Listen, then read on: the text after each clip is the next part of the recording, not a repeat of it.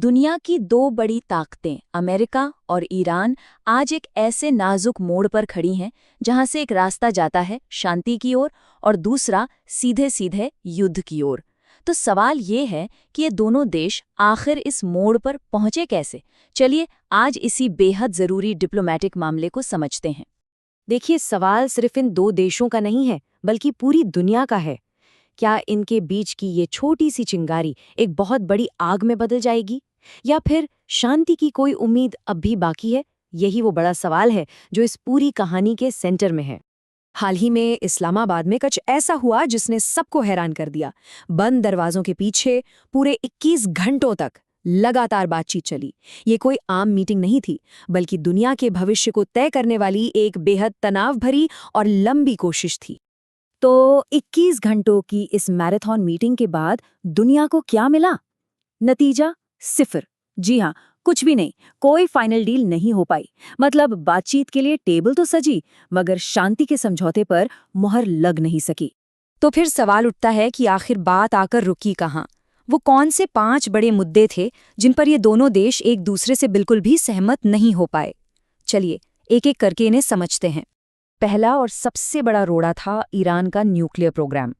America को डर है कि ईरान परमाणु बम बना सकता है, इसलिए वो चाहता है कि ये प्रोग्राम पूरी तरह से बंद हो। वहीं ईरान का साफ कहना है कि शांतिपूर्ण कामों के लिए न्यूक्लियर प्रोग्राम चलाना उसका अपना अधिकार है। बस यहीं पर आकर बात अटक गई। दूसरा मुद्दा है स्ट्रेट ऑफ हॉर्मुज। अब ये कोई मामूली समुद्री रास्ता नहीं है। सोचिए, दुनिया का करीब करीब 20% तेल यहीं से होकर गुजरता है। अमेरिका चाहता है कि ये रास्ता हमेशा खुला रहे ताकि तेल की सप्लाई में कोई रुकावट ना आए। पर ईरान इस अहम रास्ते पर अपना कंट्रोल चाहता है। जाहिर है ये पूरी बातचीत का सबसे बड़ा ग्लोबल इकोनॉमिक मुद्दा था। तीसरा मुद्दा था पैसा, यानी इकोनॉमिक सैंक्शंस। ईरान चाहता है कि अमेरिका उस पर लगे सारे प्रतिबंध फौरन हटाए ताकि उसकी इकोनॉमी को थोड़ी सांस मिल सके। लेकिन अमेरिका का कहना है, पहले आप अपना रवैया बदलिए, फिर हम प्रतिबंध हटाने के बारे में सोचेंगे। चौथा पॉइंट था मिडिल ईस्ट में ईरान का बढ़ता हुआ दबदबा। अमेरिका और उसके सहयोगी चाहते हैं कि ईरान हिजबुल्लाह जैसे ग्रुप्स को सपोर्ट करना बंद करे, लेकिन ईरान इसे अपने क्षेत्रीय प्रभाव का एक जरूरी हिस्सा मानता है और इस पर वो कोई भी समझौता करने को तैयार नहीं है। और पांचवा और आखिरी मुद्दा था भरोसे का। ईरान चाहता था कि अमेरिका इस बात की गारंटी दे कि भविष्य में उस पर कोई हमला नहीं होगा, लेकिन अमेरिका ऐसा कोई भी पक्का वादा करने से बच रहा था। और बस इसी के साथ बातचीत का टूटना लगभग तय हो गया। अब इस पूरी कहानी में एक ऐसे देश की एंट्री होती है जिसकी शायद किसी को उम्मीद नहीं थी, पाकिस्तान। आइए देखते हैं कि पाकिस्तान ने इस पूरे मामले में आखिर क्या भूमिका निभाई। इस कहानी में पाकिस्तान ने एक पीस ब्रोकर यानी शांति दूत का रोल अदा किया। इसका सीधा सा मतलब होता है एक ऐसा देश जो दो दुश्मनों को बातचीत की मेज पर लाता है ताकि जंग को टाला जा सके। पाकिस्तान ने इस मामले में 3 बड़े और बहुत अहम काम किए। पहला, उसने वो कर दिखाया जो बेहद मुश्किल लग रहा था, अमेरिका और ईरान को एक ही टेबल पर ले आया।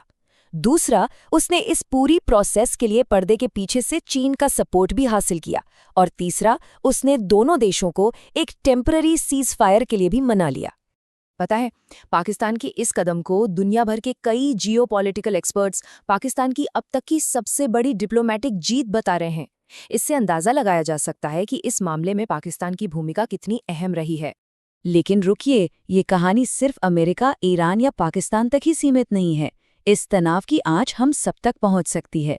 चलिए जरा ये समझते हैं कि इसका पूरी दुनिया पर और हम सब पर क्या असर पड़ सकता है। सबसे पहला और सीधा असर पड़ेगा हमारी जेब पर, यानी तेल की कीमतों पर। जरा सोचिए, अगर स्ट्रेट ऑफ हॉर्मुज का रास्ता बंद हो गया तो तेल की कीमतें $100 प्रति बैरल के भी पार जा सकती हैं। इसका सीधा मतलब होगा दुनिया भर में महंगाई की एक सुनामी। और असर सिर्फ तेल तक ही नहीं रुकेगा, दुनिया भर के शेयर बाजारों में भूचाल आ सकता है। महंगाई आसमान छूने लगेगी। और अगर बातचीत पूरी तरह से नाकाम हो गई तो एक बड़े और विनाशकारी युद्ध का खतरा हकीकत बन सकता है। तो अब आगे क्या होगा? इस मोड़ से भविष्य के लिए 3 रास्ते निकलते हैं। आइए देखते हैं कि आने वाले समय में कौन सी संभावनाएं बन सकती हैं। यहाँ से 3 रास्ते निकलते हैं। सबसे अच्छा रास्ता है एक पार्शियल डील, यानी लड़ाई रुकी रहे और छोटे-मोटे मुद्दों पर सहमति बन जाए। दूसरा रास्ता है न युद्ध न शांति वाली सिचुएशन, जहां तनाव तो बना रहेगा लेकिन खुली जंग नहीं होगी।